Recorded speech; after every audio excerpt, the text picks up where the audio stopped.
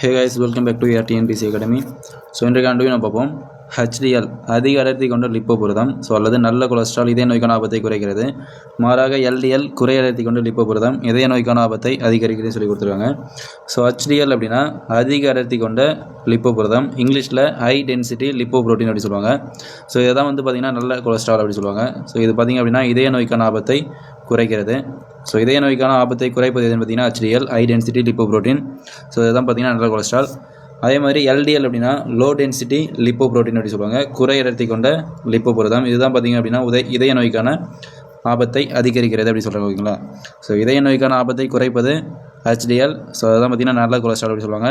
இதய நோய்க்கான ஆபத்தை அதிகரிப்பது பார்த்திங்கன்னா LDL லோ டென்சிட்டி லிப்போப்ரோட்டீன், ஓகேங்களா. ஸோ இதை ஷார்ட்கட் எப்படி நான் வச்சுக்கோங்க அப்படின்னா HDL அப்படின்றீங்களா, H அப்படின்னா ஹாப்பி லைஃப் அப்படின்னு வச்சுக்கோங்க. ஸோ H அப்படின்னா ஹாப்பி, ஸோ ஹாப்பி லைஃப். அப்போ நல்ல கொலஸ்ட்ரால் நல்லா இருக்கணும் அப்படின்னா HDL அப்படின்னு சொல்லி நான் வச்சுக்கோங்க, ஓகேங்களா. Okay guys, thank you.